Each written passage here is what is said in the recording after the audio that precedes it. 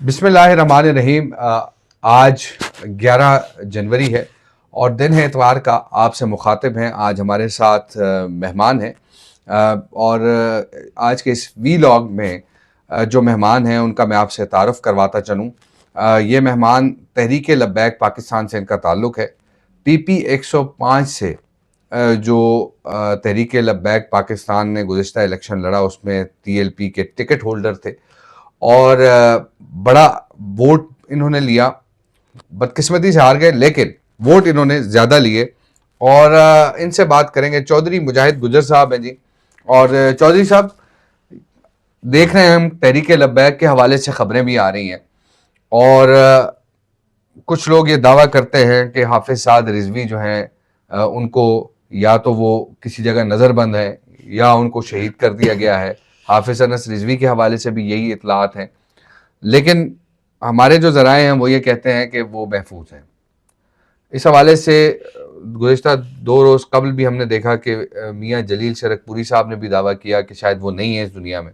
क्या कहेंगे इस पे आप?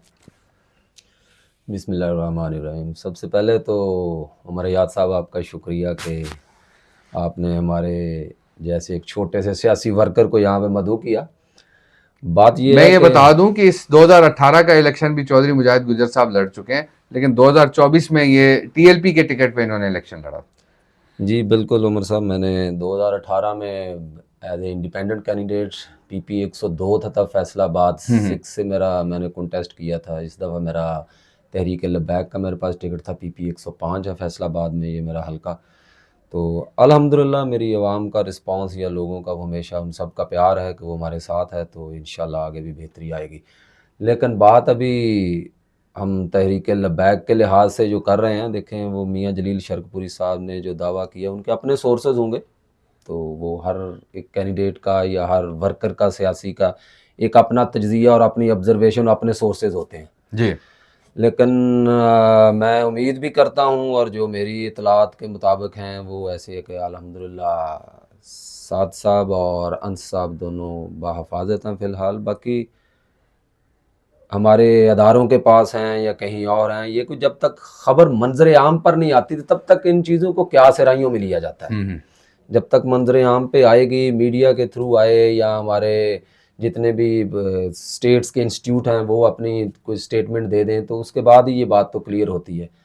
लेकिन बतौर सियासी वर्कर, मैं सियासत के लिहाज से अगर बतौर पॉलिटिशियंस और पॉलिटिक्स की बात करूँगा, तो देखिए ये सियासी जमातों का ये राइट है कि आप उनको एहतजाज करने की भी इजाज़त दें। ये पूरी दुनिया में एक डेमोक्रेटिक कंट्रीज़ का ये हक है हर सियासी जमात का कि आप उनको इजाज़त दें, वो अपना सियासी एहतजाज रिकॉर्ड कराएं। कोई किसी की भी लेकिन चौधरी साहब ये बताया जा रहा है, देखें ना, जाहिर सी बात है एहतजाज और या फिर एहतजाज का तरीक़ाकार, इस पे गवर्नमेंट को थोड़ा बहुत जो है, क्योंकि जब हमारी गवर्नमेंट ऑफिशियल से बात होती है तो वो ये कहते हैं या कि जनाब जो एहतजाज का तरीक़ाकार है वो गलत था और जो मुतालबा था तहरीक लब्बैक का वो गलत था। वो ये कहते हैं, हुकूमत ये कहती है कि अमेरिकन एम्बेसी के सामने एहतजाज, उसकी इजाज़त हम नहीं दे सकते।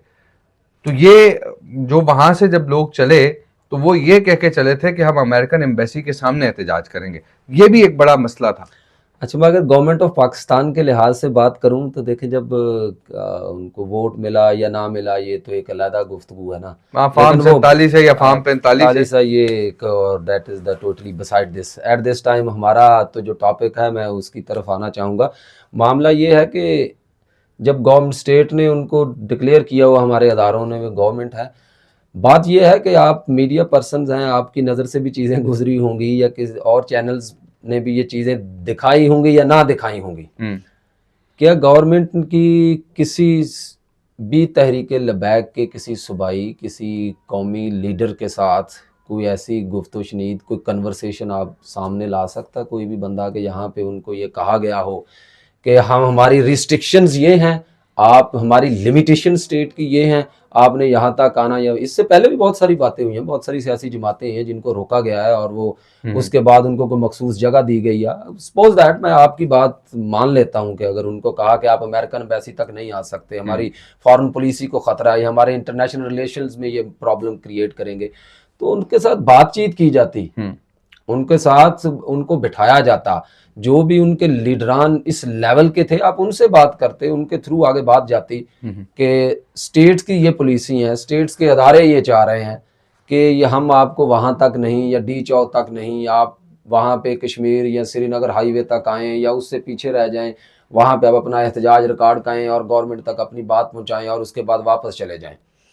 स्टेट ने जब भी कभी एहतजाज होना हो या किसी खा वो किसी इंस्टीट्यूशन लेवल का हो, ये तो चलो सियासी जमातों का राइट तो आप डेमोक्रेटिक कंट्रीज में देते ही देते हैं, लेकिन अगर कोई सियासी जमात के अलावा कोई आपका अदारा हो या आपके एम्प्लॉयज़ भी हों, तो स्टेट का सबसे पहला काम उनको सिक्योरिटी फ्राहम करना है, ना कि गिरफ्तारियां या किसी को मारा मारी या मतलब बैन कर देना इन चीज़ों पे। खैर मैं ये समझता हूँ कुछ चीज़ें हैं उमर साहब के, ये ऐसी बात नहीं है कि अब इनको डिस्कशंस के लिए हम स्टेट्स के अगेंस्ट कोई बात कर सकें या ऐसी कोई बात हो, लेकिन हक गोई तो एक मुस्लिम्स का हक है, उनको कह देना चाहिए, उनके साथ कोई कन्वर्सेशन सामने लेकिन जो 2 रोज कबल तहरीक लबैक पाकिस्तान की एक प्रेस रिलीज भी आई और उसमें उन्होंने बाकायदा तौर पर मरीम नवाज़ के लिए, शहबाज शरीफ के लिए बड़े सख्त अल्फाज भी इस्तेमाल किए और उसकी वजह ये थी कि उलमा कॉन्फ्रेंस में मरीम नवाज़ ने जो है वो तहरीक लबैक का नाम ना लेते हुए जो है वो तनकीद का निशाना बनाया और उस पर उन्होंने प्रेस रिलीज जारी की और फिर उस प्रेस रिलीज में यह भी मेंशन था कि पुरअमन तौर पर एहतजाज से 1 से 2 रोज़ कबल जो तहरीक लबैक का मरकज़ है रहमतुल्लिल आलमीन, मस्जिद रहमतुल्लिल आलमीन, वहाँ पर धावा बोला गया और वो उसमें वहाँ पर जो TLP के कारकुनान थे उनको तशद्दुद का निशाना बनाया गया या फिर उनको वहाँ पर कुछ लोग वहाँ पे शहीद भी हुए, ये भी उस प्रेस रिलीज में लिखा था। तो शायद ये वजूहात थी कि उनको गम और गुस्सा जो है वो दिलाना, इश्तियाल दिलाने की कोशिश की गई, लेकिन फिर भी मेरे ख्याल में TLP वाले इश्तियाल में नहीं आए, वो पुरअमन तरीके से जो है वो मुरीद के तक पहुंचे और मुरीद के में ये तमाम मामलात हो गए। अच्छा, जब आप तो खुद ही ये कह ही दिया है तो मेरा ख्याल आंसर तो पीछे बचता नहीं इस चीज़ का कि आपने कहा जी वो इश्तिहाल में नहीं आए। बातें तो ऐसे ही सामने आई उस वक्त भी कि 2 दिन पहले ही 7 या 8 तारीख को, जबकि वो 10 डेट बननी थी उस वक्त के लिहाज से, तो वहाँ पे पहले ही गिरफ्तारियाँ या दबाव, हुकूमती दबाव आ गया कि हम आपको निकलने नहीं देंगे या आप एहतजाज नहीं करेंगे। लेकिन उससे पहले उनसे गुफ्तो शनीद की बजाय अगर आप वहाँ पर धावा बोल दें या उनको प्रेशर करेंगे, तो सियासी दुनिया में पॉलिटिकल सिनेरियो में हमेशा कन्वर्सेशंस के तहत बात होती है। ठीक है, मतलब अब दुनिया की कोई भी उठा के कोई डेमोक्रेटिक पीस थ्योरीज को भी आप उठाएंगे ना, आप पूरी कायनात में जितनी भी देखेंगे, हमेशा थ्रू टॉक्स और कन्वर्सेशंस बात होती है, रूल्स एंड रेगुलेशंस को देखा जाता है। ये कभी भी, ये तो स्टेट्स के दरमियान भी देखा जाता है। पॉलिटिकल सिनेरियो में जब आप डेमोक्रेसी की बात करेंगे, जमहूरियत की बात करेंगे, तो ये चीज़ें तो इट शुड बी डन, लेकिन यहाँ पे इसकी उल्ट चीज़ें नज़र आई हैं। तो वो जब आप खुद ही कह रहे हैं और उसके बाद मोहतरमा मरीम नवाज़ की आप बात कर रहे हैं कि उन्होंने नहीं नेगेट करना, ये तो एक सियासी हथकंडे या सियासी तरीक़ाकार होता है, वो एक सियासी नैरेटिव बिल्ड करना होता है, सियासी जमात है, रहेगी। देखें जमातों, लेकिन अब तो पाबंदी है ना, आप तो सियासत में अगर किसी जगह कोई ज़िमनी इलेक्शन भी होता है तो वहाँ भी आप हिस्सा नहीं ले सकते जब तक तहरीक लबैक से पाबंदी नहीं उठाई जाती। तो पाबंदी में कोई इलेक्शन आप नहीं लड़ सकते, तो कैसे चीज़ें होंगी? अच्छा मैं आपको बताऊं, ये तो अभी तो पाबंदी की बात है ना, या अंडर ऑब्जर्वेशंस लिया हुआ है स्टेट्स ने तहरीक लबैक को, लेकिन मामला ये है कि कल हम हों ना हों जमात के साथ, ये तो सियासी आपकी जो जद्दोजहद चल रही होती है, मैं ना भी होता, मतलब इस वक्त भी मैंने इलेक्शन तहरीक लबैक से ना लड़ा होता, मैं तब भी ये बात करता कि जब नरेटिव बिल्ड किए जाते हैं ना, ये नहीं है कि एक सियासी प्रोपोगंडा या हेजिमनी या आप हाइप क्रिएट करते हैं, ये तो एक तरीक़ाकार होता है, लेकिन ये कभी सियासी जमातों के नज़रियात नहीं मरते। मैं आपको एग्जांपल्स कोट कर सकता हूँ पाकिस्तान के लिहाज से। देखिए पाकिस्तान भुट्टो अभी भी जिंदा है, पाकिस्तान पीपल्स पार्टी के हालात देख ले, मतलब 79 के बाद 88 में मोहतरमा वापस आई, मोहतरमा बेनज़ीर 86 में 88 के इलेक्शन में जीती है, वापस मैं उनकी इनका वापसी, मतलब उन्होंने जो रिवाइवल किया पॉलिटिक्स में अपना, तो देखें दोबारा जमात भी जिंदा हुई। बाकी ठीक है, ऊंच नीच अप्स एंड डाउन्स तो होते रहते हैं, ये एक पॉलिटिकल सिनेरियो के अंदर ये चीज़ें चलती रहती हैं, हमें देखने में भी मिलती रहती हैं। तो आज अभी आप हम इससे पिछले दौर की तरफ चले जाएं, 2018 से जब PTI की गवर्नमेंट थी पंजाब में और वफाक में भी तब भी हुआ, पाबंदी भी लगी, कल अदम भी करार दिया गया, लेकिन वही उठाई गई।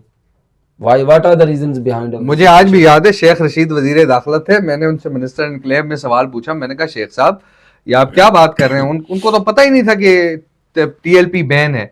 तो मैंने कहा भाई टीएलपी बैन है, आपने बैन की हुई है। अच्छा मुझे नहीं पता। और ये on the record press conference में ये बात हुई है। मैंने उनसे सवाल किया, कैमरे लगे हुए थे, तो मैंने कहा आप मुल्क के वजीर दाखिला, आपको पता नहीं है कि टीएलपी बैन है? मैंने उस वक्त ये कहा था, मैंने कहा जब आपने एक ऑर्गेनाइजेशन को, एक जमात को बैन किया है और फिर आप ये कहते हैं कि अब वो जो है मुल्की सालमियत और मुल्की आइन और इन चीज़ों को नहीं मानते, मैंने कहा आप पाबंदी उठाए उनसे, आप बैन उठाए, तब वो बातचीत। अब भी यही मामला है।